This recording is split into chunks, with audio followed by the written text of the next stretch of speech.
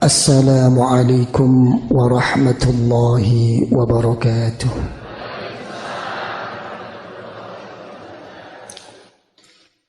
Alhamdulillahi wahdah. Wassalatu wassalamu ala sayyidina wa habibina wa syafi'ina wa qurrati a'yunina wa maulana Muhammadin ibn Abdillah wa ala alihi wa ashabihi wa man tabi'a hudah wa la hawla wa la quwwata illa billah, amma ba'du.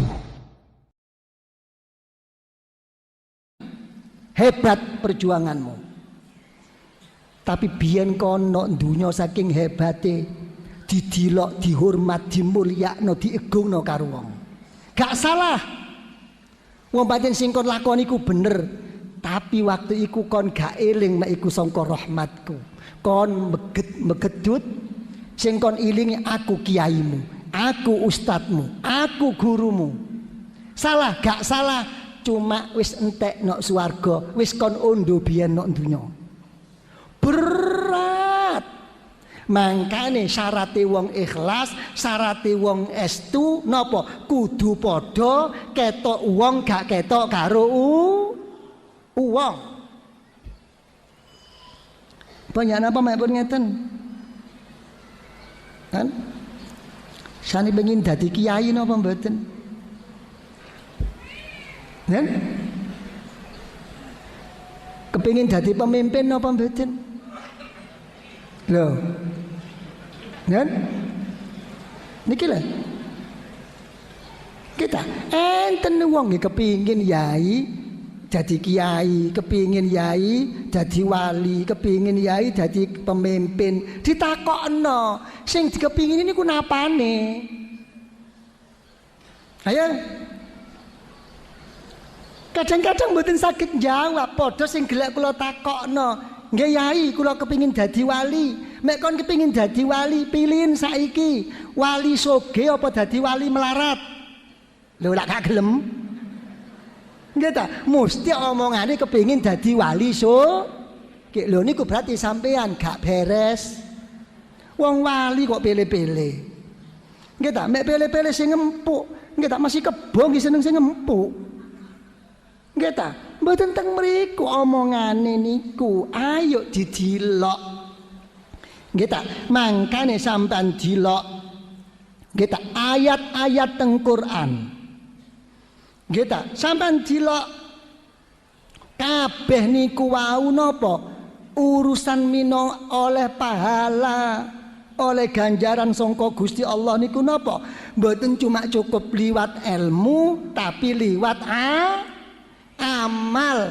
Tapi nek wis duwe amal gak cukup, ya kudu liwat ikhlas. Nek wis ikhlas ya gak cukup, kudu liwat tu. Niki lho masalah niku. Hal tujzauna illa ma kuntum ta'malun jazaa'an bima kanu ya'malun jazaa'an bima kanu yaksibun. Napa? Kabeh-kabeh niku napa? Ndawono bima kuntum ta'malun. Mboten kok bima kuntum ta'lamun. Kon oleh pahala sangka Gusti Allah mergo ilmumu. Mboten enten. Mek uang niku sik durung manggon teng estu. Nggih ta? Niku berarti kabeh niku sik ana penyakit. Wong ikhlas mawon sik sumbar kok. Aku ngene iki. Nah, nggih ta wong ikhlas krana Allah. Coba. Nggih ta? Aku ngene iki semata-mata demi Allah. Semata-mata demi bangsa dan negara. Nggih ta? Nggih ta? Niku ikhlas mawon sik salah, kula mboten ngomong salah. Barang pun sumbar tinggi, Masya Allah. Pak Hasanuddin sampean niku begitu hebat berjuang kepada Allah, berjuang demi Rasulullah, demi bangsa dan umat. Ya Allah, aku doakan. Itu bagaimana Pak Hasanuddin? Meneng Hasanuddin, mboten kira durung apa-apa irungipun begar. Ayo nggih napa mboten? pagar, kupingnya abang. Iya saya ini mulai iblisnya mlebu. Saya ini. Wah, nggih napa mboten? Mek sik durung S2. Nggih ta? Napa sih wong sing kaya ngeten niku napa? Wong gak weruh napa asal usule. Kula tak takon. Saman kali kula niku kenal napa mboten kali iblis? Nen? Nanti kenalan? Nen? Nanti sumerap? Nen? Mboten kenal, mboten sumerap. Nggih ta? Tapi kula kali sampean niku napa? Napa? Kekancan. Selalu bersama. Lho to kondi bersamae. Ya mergo ana atine ana telek iblis. Nggih ta? Saman kepengin kenal mboten kali iblis. Kula kenal lho nggih. Sing jenenge Mbah Iblis. Ngeten. Al-Imam Jamal radhiyallahu an. Mundut saking kitab Kashful Bayan lil Imam As-Samarqandi radhiyallahu an. Sayyiduna Ka'bul Ahbar radhiyallahu an paring dawuh tentang iblis. Dawuhipun inna iblisa kana khazinal jannah arba'ina alafi sanatin. Iblis niku biyen tuman jaga swarga selama 40.000 tahun.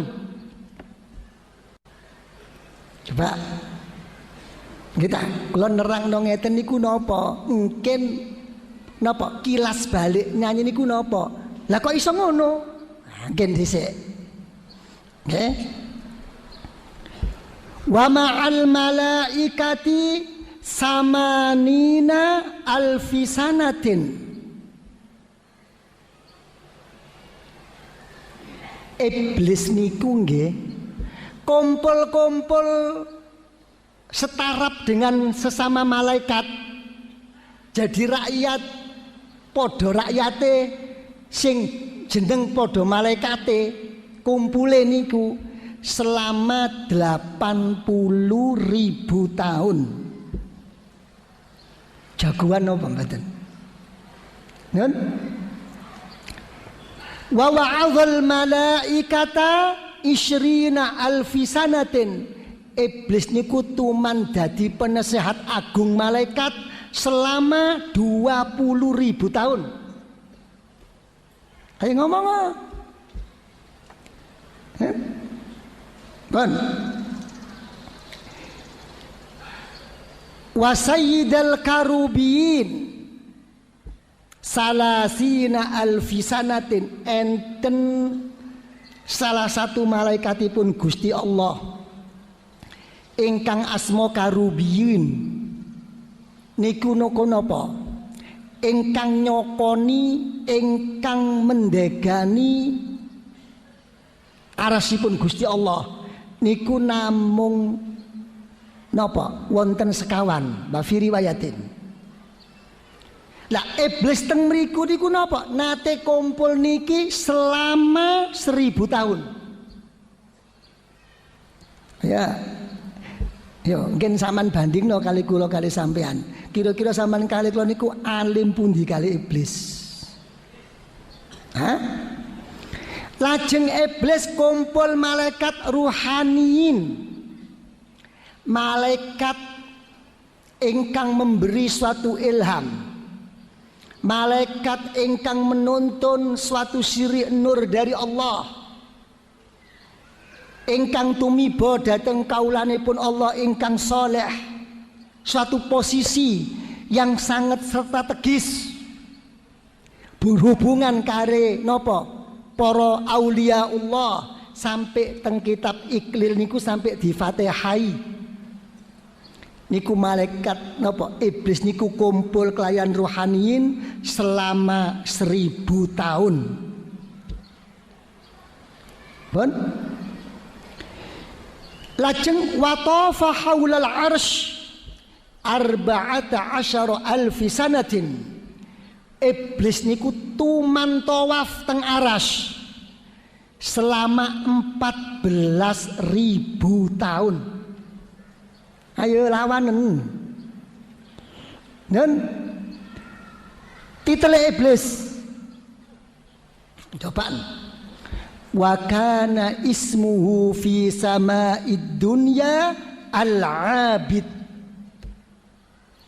Teng langit pertama niku napa titele julukane iblis niku al-abid, sing ahli ibadah menyang Gusti Allah. Coba dadi mek gawe sebutan malaikat ya apa kok gak ketok al-abid sing jago ibadah niku berarti iblis. Ya kalau kali sampean nasakno dadi al-abid al-ngebet kita pun napa wa fisaniyah wonten ing langit nomor kedua niku napa titele julukane iblis az-zahid, wong sing atine makhluk sing atine gak teriket apa wae, gak gumantung karo apa sapa wae, cuma karo Gusti Allah. Nggih. Wonten ing langit nomor pinten? Nomor 3 titel julukane iblis al-arif, wong sing makrifat karo Gusti Allah. Wonten ing langit nomor 50 juluke titele iblis al-wali, sing dicintai karo Gusti Allah, sing parek ana ngersanipun Allah. Nggih. Wonten ing langit nomor gangsal titele at-taqiyyu, sing temen-temen takwa karo Gusti Allah. Ana ing langit nomor 6 al-khazinu, sing napa sing dadi jagae Gusti Allah. Nggih ta? Wonten ing langit nomor 7 jenenge niku napa Azazil. Saking mulyane ana ngersane Allah dijenengi Azazil. Tapi wa fil lauhil mahfuz, ana ing loh mahfuz catetan-catetan takdir putusan akhir sangka Gusti Allah, iblis niku kecatet napa titele jenenge iblis. Napa maksude iblis niku maknane? Maknane niku ghafilun an akibati amri, yaiku uwong-uwong sapa wae mek duwe sifat kaya sifate iblis kaya ngene ya padha wae karo iblis. Napa sifate iblis niku? Mulya wis cukup mulya, agung wis cukup agung sangka Gusti Allah, tapi awake niku lali karo akibate awake dhewe, nyombongno karo elmune, nyombongno karo keturunane, nyombongno karo kedudukane, nyombongno karo kemampuane, nyombongno karo apa sing dadi duwene awake, tapi gak tuman senden karo Gusti Allah. Selalu ngerasa beres, selalu ngerasa cukup, selalu ngerasa sampur. No, seakan-akan wis jelas awake besok mati, nggawa wong sing kaya ngene iku gak ana bedane karo penyakite iblis. Wis. Ya napa kira-kira? Hebat napa mboten iblis niki? Pak Wawan gimana? Iblis niki lho masalah niku. Nggih ta? Jadi aja ndelokno kaya zahire. Besok sampean niku mek pun pecah. Kira-kira niku pesti napa mboten ditakokno malaikat mungkar nakir? Bas sing ditakokno niku napa? Napa cukup nyangkut teng ilmu mandeke? Mboten urusan teng mriku. Nggih ta, mboten tuman malaikat mungkar nakid, malaikat zabaniyah niku didhawuhi dening Gusti Allah, da'uh li'annahu kana yahfadhu abwabal muamalat aw li'annahu yahfadhu abwabal fiqhi wan nahwi wal usul ala dhahri qalbi. Au yaqulu bil maddi wal imala wat tafkhim fil Quran. Jarno malaikat ojo kon takokno, iku wong alim, wis cukup ilmune, wis apik maca Qur'ane. Mboten cukup. Tetep sing ditakokno niku mboten urusan ilmu kaya ngeten, mboten. Langsung sing ditakokno marab buka. Sak piro atimu ngakoni Gusti Allah. Nek pun ngeten napa? Waman nabiyuka. Nggih ta? Mek sekadar kula kali sampean jawab, sapa nabimu? Mek cara akal pikiran gampang mawon, Nabi Muhammad. Lah mek iku pancen nabimu, ya apa sikepmu? Ya apa tanggung jawabmu? Mangkane teng mriki niku mboten akal-akalan keniki mboten. Sing iso jawab ana ngersane malaikat mungkar nakir, kenyataan biyen ana ing dunya. Nggih ta? Mek pancen bangsa zahir ilmiah mboten usah diuruki kula kali sampean. Nggih napa mboten? Marabbuka ya Allah, wa man nabiyuka ya Nabi Muhammad. Waman imamuka, sapa imammu ya Al-Qur'anul Karim, wama kiblatuka ya Ka'bah, wama ikhwanuka ya al-muslimun wal mu'minun. Nggih napa niku lak utak-utik akad besok mboten hakikate besok. Napa? Hakikate napa? Aku gak takon kon alim gak alim, kon gak takon wong hebat gak hebat. Sing tak takokno ku cuma siji tok. Kon niku biyen dadi wong tambeng beler apa enggak? Nen? Saman sing kathah niku nakal napa beler? Nen? Coba kanca wedok sing kathah kula kali sampean niku tambeng beler napa nakal? Nen? Ayo coba. Nen?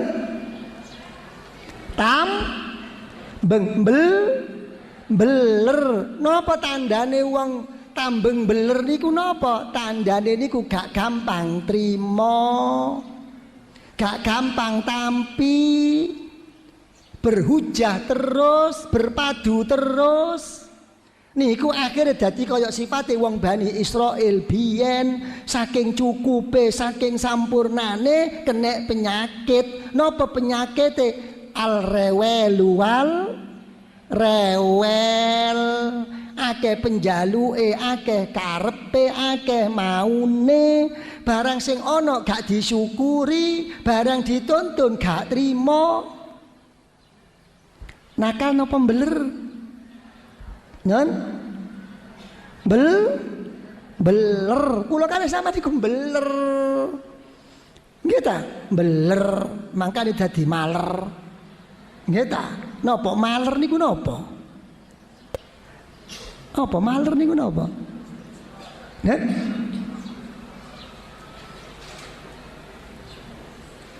Tanpa sadar, tanpa terencana, tanpa direkayasa, wis dadi sifate kaya ngono. Nggih napa mboten? Niku maler dengan sendirinya. Gak mikir, gak diangen-angen, pokoknya enggak, ya wis gak gelem ya wis, sorry. Nggih napa mboten? Lha niki penyakit bahaya kaya ngeten niku. Ben. Dadi ya napa? Jadi napa kula kalih panjenengan niku napa mboten ditinggal, mboten dijarno, mboten dimulyakno karo Gusti Allah, cuma cukup ilmu zahir tok mboten. Oleh kula kalih sampean iso dimulyakno karo Gusti Allah siji liwat napa? Liwat ma'rifatullah. Ayo sing eling sing sadar awake senden karo Gusti Allah. Nomor loro liwat napa? Liwat takwa sing apik jerone atine. Nomor telu mek wis apik jerone atine amal soleh. Nggih ta? Niate apik, tujuane apik, karepe apik, tapi sing dilakoni gak melok aturan main. Nggih ta? Nggih ojo ketipu. Niku hebat niku yai, niku begitu karomah yai, niku begitu ngeten yai. Sampeyan dilok yai hebate, hebat gak hebat urusanmu. Urusanku cuma siji tok. Aku kepengin melok awakmu. Tapi dasare aku manut awakmu kon bener apa enggak?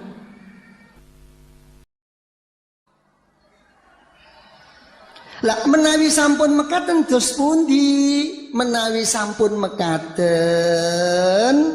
kewontenanipun ruhaniyah kula lan panjenengan napa sampun balik dhateng asalipun sing bangsa nuraniyatun rabbaniyatun lahutiyatun jabarutiyatun.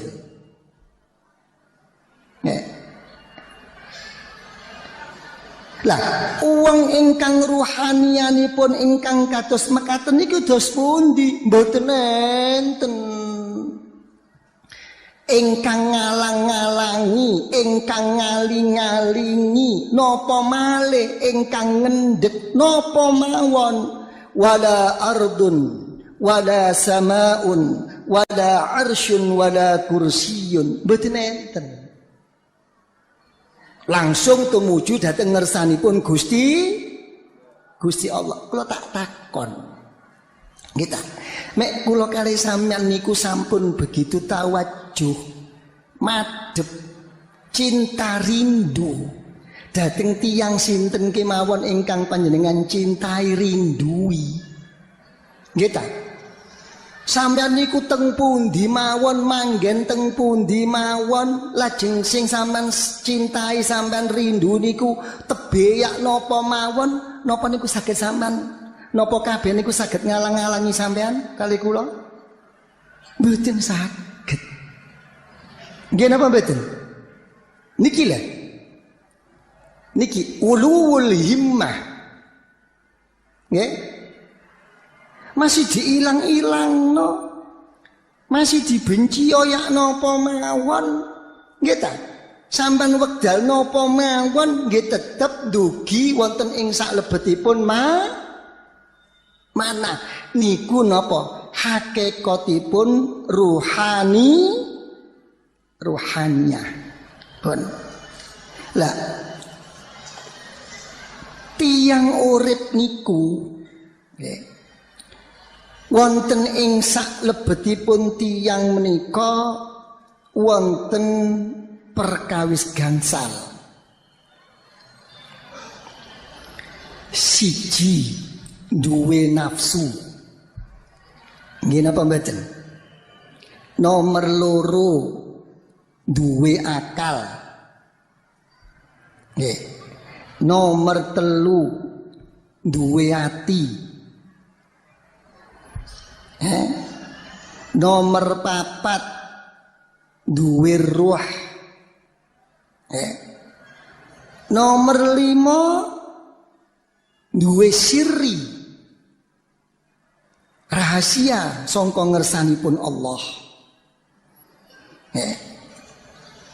Lah limang perkawis menika nggih inda muhakkikis sufiyah radhiyallahu anhum minangka napa sesuatu ingkang setunggal. Nggih, boten wonten bedane kecuali cuma minangka al-latifatur rabbaniyah. Asale. Nggih. Tapi perkawis gangsal niki barang sampun istibak wastijan, barang pun kepanggih diaduk nggih dadi siji, ngumpul karo wong karo jasad sing bentuk kaya ngeten, mulai wonten beda-beda ing dalem napa asmanipun. Kapan wong iku dijenengi wong sing dikuasani nafsune? Kapan wong iku dijenengi dikuasani akale? Kapan wong iki dijenengi dikuasani karo atine? Kapan wong iku dijenengi dikuasani karo rohanine? Kapan wong iku dijenengi dikuasani karo sirine awake dhewe? Niki perjalanan thariqah. Dipun dawuhaken fama damat muzlimatan bisyahawat wal ma'asi summiyat nafsan.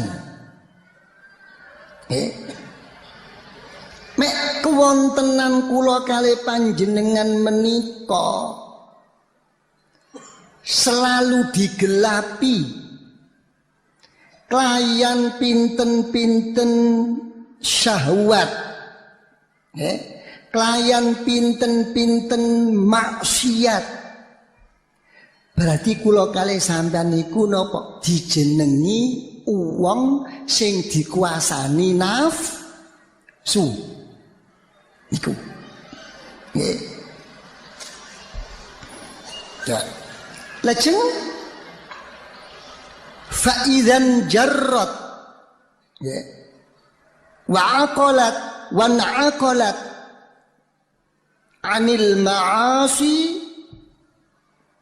summiyat aqlan. Lah mek kewontenan kula kalih panjenengan nika saged keiket, saged ditaleni, lajeng saged dipun tarik ngedoi sangka syahwat maksiat. Berarti kula kalih sampeyan iku diarani wong sing dikuasani akale. Jadi pancen akal niku pancen bahasa Arab niku tali. Mangkane akal niku mek mboten ditaleni karo nuri Gusti Allah, pinter ya napa mawon keblinger kok. Nggih ta? Ngeten. Nggih. Niki, makane kadang-kadang kula mek sampean weruh wong ngamuk, weruh wong gampang murang-muring, nggih, ya Zainul Abidin nggih ta. Wong ngeten-ngeten mesti ngken sampean niku ngomong, wah ngamukan, pancen gak patek duwe akal kok. Lah ngeten nggih ta. Oh pancen ngono-ngono. Kok sik gelem nglakoni ngono tok ae bolak-balik ngono. Apa wah pancen akale gak waras lho. Kudu menungsane sing diilokno. Akale. Kita. Pun sak terusipun terus pundi? Fa idza sakanat fit ta'ah lakinnaha tataqallab fit tadbiri wal ikhtiyari wal ihtimami bi amril badan summiyat qalban. Menawi kewontenan kula kalih panjenengan niku pancen seneng. Nggih ta? Pancen awake ngrasa ayem ing dalem oleh taat, zikir, ibadah menyang Gusti Allah. Tapi menungsane niku sik gampang molak-malik. Iya ta, berangkat ta. Engko mek gak ngene lah ngono. Nggih napa mboten? Kok ngene, engko lah ngene, engko lah ngono, kok gak enak wis tak zikir tak terusno wae ta. Ing dalem taat ibadah napa malih ing dalem perjalanane niku sik molak-malik. Sik terpengaruh kalau urusan kepentingan awak, kalau lingkungan bi amril badan. Ngene ta ngono. Nggih ta. Ngeten napa ngeten kula kali sampean niku. Wong wis longgo sila, wis ndiluk, gak wurung ya gak iso metu, ya gak wurung ya gak iso tangi. Nggih ta, kesel dak kesel ya gak berkotik. Tapi awak niku sambat mawon. Kesel rek. Nggih ta? Rada anu rek. Aduh gringgingen kepengin sembojong. Nggih mboten napa-napa cuma kejawan. Nggih ta?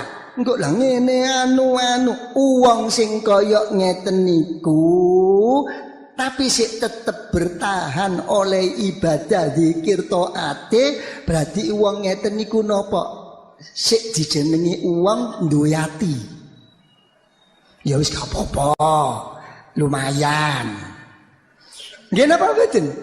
Nggih sampean kali kula nggih padha teng mriki nggih nggih napa mboten? Aja kon terusno. Niki sing dijenenge ati niki ngeten. Wa litaqallubi. Sumiyal qalb litaqallubi. Ati dijenengi ati niku napa? Mergo molak-malike. Ya. Ben. Ya napa kira-kira niku sing kathah niki? Padha duwe ati napa mboten?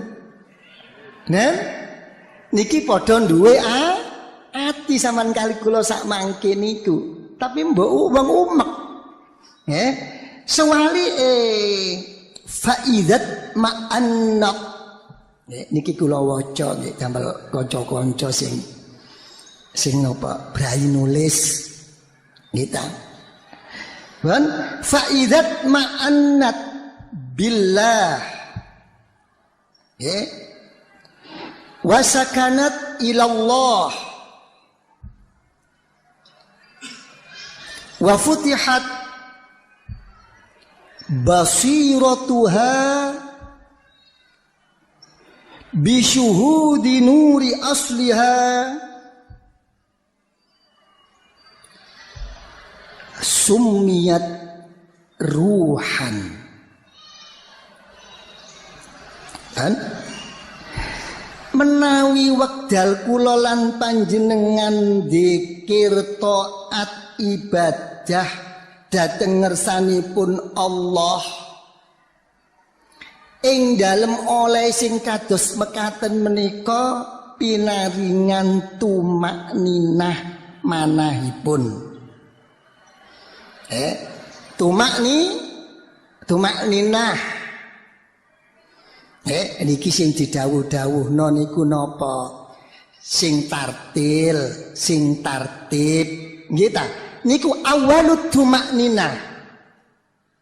Nggih, mari ngono jangkep ana ping 3.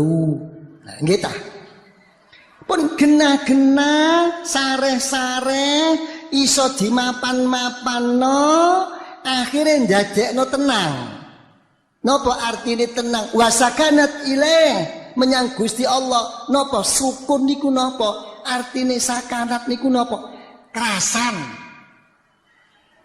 Ben, atine tumakninah napa? Lajeng anggota badane diwujudna kaya ngono keadaane niku jenenge sukun kerasan. Nggih ta? Mangane gelek kula ngomong kali sampean. Sampeyan kira-kira niku kerasan teng pundi wekdal sembayang kali waktu ngising.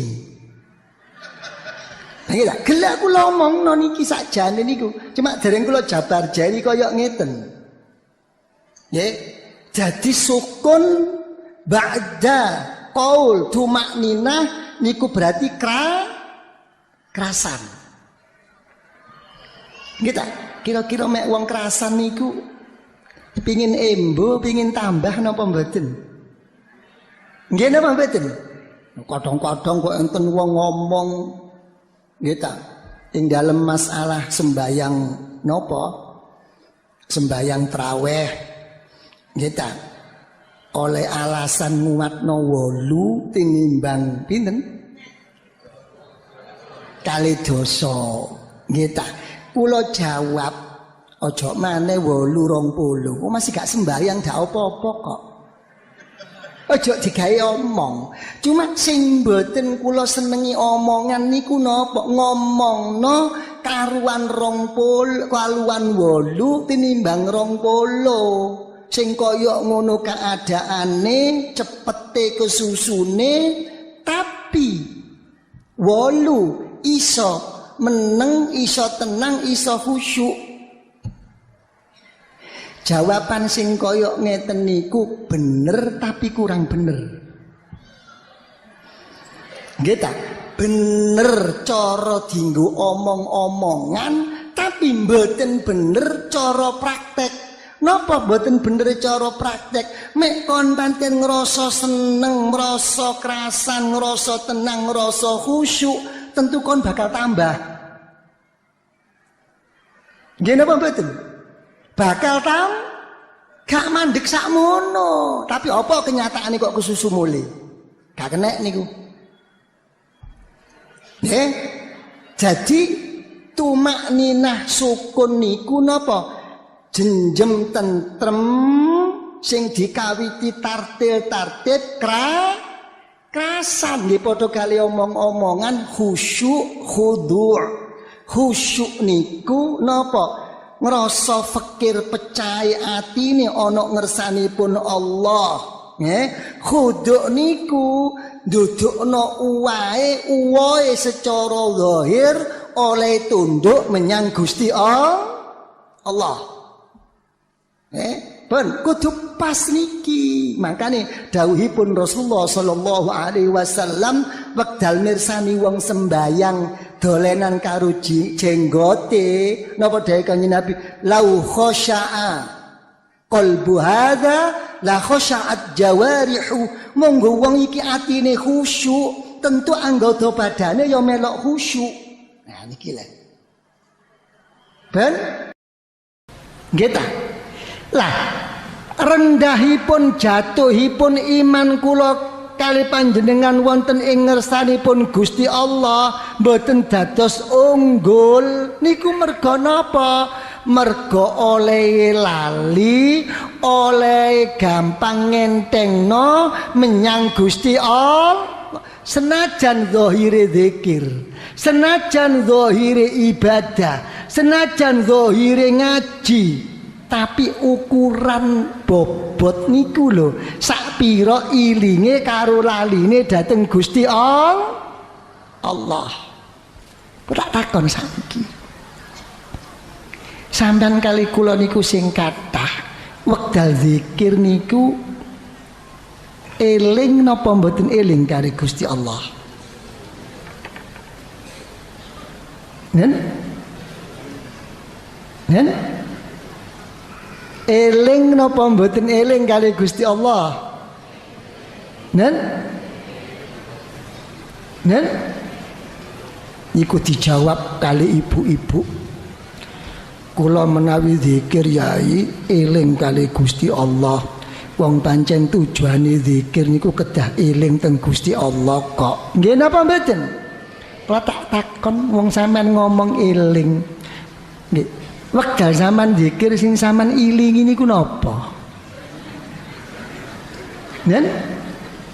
Sampean bayangno niku napa? Sing dadekno ketok-ketoken niku napa? Nen?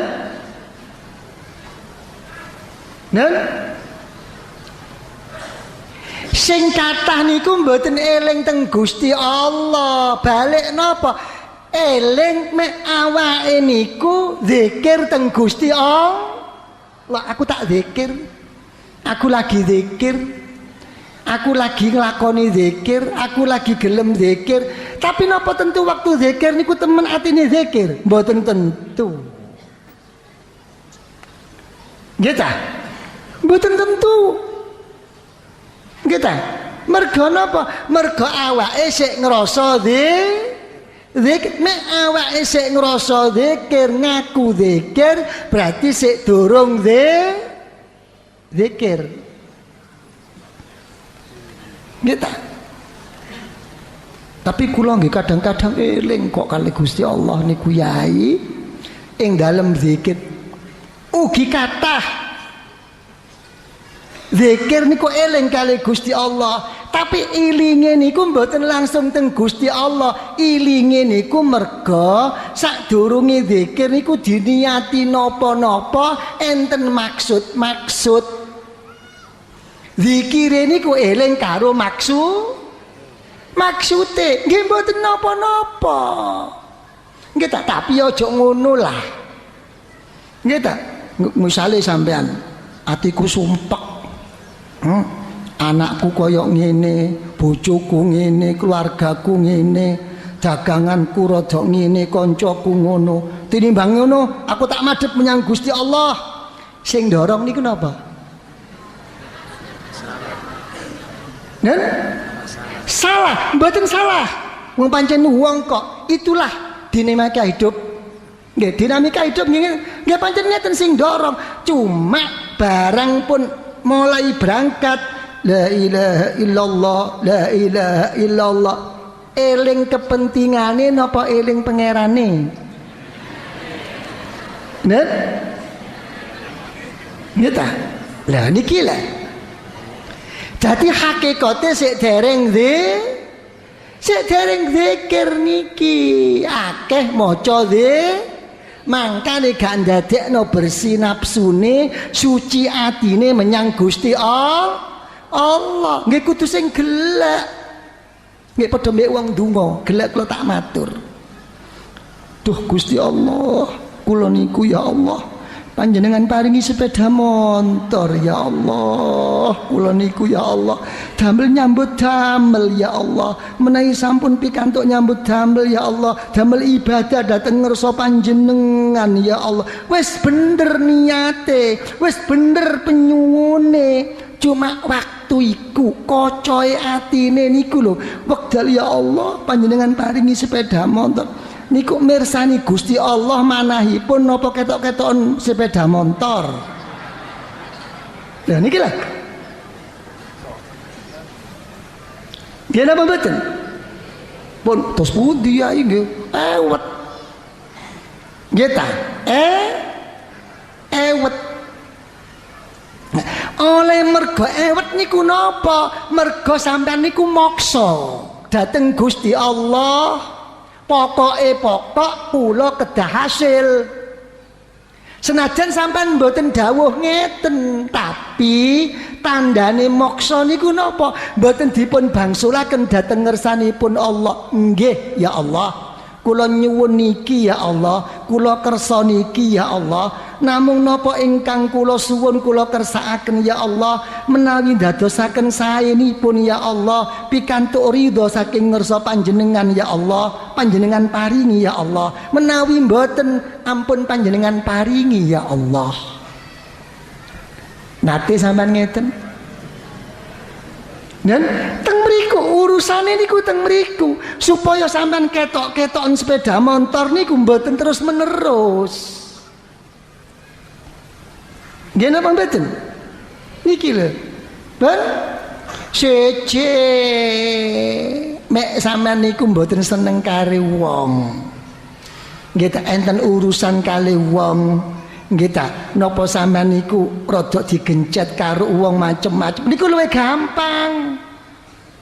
Nggih ta? Misale sampean kali kula ndonga, duh ya Allah. Kula niku ya Allah. Wonten tiyang boten sae kali kula ya Allah. Wonten tiyang badhe ngeten kali kula ya Allah. Wonten tiyang badhe ngancam kula ya Allah. Wonten tuang badhe ngeten-ngeten ya Allah. Misal sampean kepingin slamet. Nggih ta? Sampean tumpaki wong niki aja dimusuhi. Nggih ta? Pancen kula sing salah menika ya Allah. Mustine kula ingkang boten tepak ya Allah. Lajeng tiyang menika kali kula ya Allah. Ngancam kados mekaten ya Allah, barokahipun tiyang menika ya Allah, muga-muga panjenengan kula niku panjenengan paringi slamet ya Allah. Ya Latif ya Latif ya Latif bi khaufikal khaufi ya Latif. Insyaallah gak ditagih utange. Lho ya napa sampean niku aja dimusuhi. Nggih ta? Ayo nate sampean ngeten. Kita jarang. Kita nek wong ngetok apa sing gak disenengi napa malih wong sing dimusuhi. Ndonga karo Gusti Allah niku karo ngamuk. Ya Allah tiyang niku ya Allah tambah ketok atine njak mblenek. Nggih lisane ya Allah atine benci lho kon aku, benci aku. Lho ya apa iso mandi? Nah, niku lho hatif niku teng mriku niku. Mungkin omong-omongan bapak hatif nggih ta walak wali ini lho mungkin mboten krasa niku pun nggih. Jadi cara ringkes napa amal kula kali panjenengan niku napa saged nambahi nguwohno dhateng iman. Pancen iman kula kali panjenengan niku napa saged tambah saged kirang. Cuma unggule nggih iman kula kali sampean niku dipun ukur sakpira oleh eling karo Gusti Allah lan sakpira oleh lali karo Gusti Allah. Nggih ta niku makanya dipun dawuhaken napa nika teng Al-Qur'anul Karim innamal mu'minuna idza dzukirallahu wajilat qulubuhum. Kita napa malih nyebut dhewe. Kita napa malih dizikiri dhewe. Krungu wong sing zikir mawon niku atine tambah wedi karo Gusti Allah. Nggih. Wa idza tuliyat alaihim ayatuhu zadatuhum mana kita mek tondo-tondo Gusti Allah niku sampai dipun waca napa malih sampean saged maca piyambak minangka tuntunan dhateng ngersanipun Gusti Allah. Kok ngene kok ngono, ayam kok ngono, wedhus kok ngene, kelire kok ngono. Dadekno eling menyang Gusti Allah, nuntun dhateng kula lan sampean berarti makin tambah imane. Mek uwohe iman niku iso tambah kurang mergo ndelok lelakon ibadah zikire. Sakniki kula tak takon. Mek sampean kali kula wis temen buktekno zikir ibadah dhateng Gusti Allah, napa pasti wong niku bakal pancen tambah imane? Ayo ngomong. Dan ya napa? Dipun jawab cara hitung-hitungan zahir pancen tambah iman nih kita tapi cara hitung-hitungan batin boten kurangan tambah tapi malah ndadekno dikurangi. Liwat pundi angsalipun dikurangi niku mergo atine gak siap gak trimo boten ridho kelayan napa-napa ingkang dipun putus dening Gusti Allah. Ben monggo kula panjenengan lampahi mugi-mugi pinaringan istiqomah dadosaken manfaatipun dadosipun pokokipun manah kula lan panjenengan ketuntun dening Gusti Allah kelayan taufik hidayahipun lajeng pikantuk ridhonipun Gusti Allah bekto husnul khatimah ma'anaili syafa'atil uzma min Rasulillah sallallahu alaihi wasallam. Rabbana zalamna anfusana wa illam taghfir lana wa tarhamna lanakunanna minal khasirin. Rabbana hab lana min azwajina wa dhurriyyatina qurrata a'yun waj'alna lil muttaqina imama. ربنا لا تزغ قلوبنا يا الله بعد إذ هديتنا وهب لنا من لدنك رحمة إنك أنت الوهاب وافرغ علينا صبرا وتوفنا مسلمين. ربنا آتنا في الدنيا حسنة وفي الآخرة حسنة وقنا عذاب النار ودخلنا الجنة مع الأبرار وأمدنا النظر لوجهك الكريم يا عزيز يا غفار يا رب العالمين. وصلى الله على سيدنا محمد وعلى آله وصحبه وسلم والحمد لله رب العالمين. الفاتحة.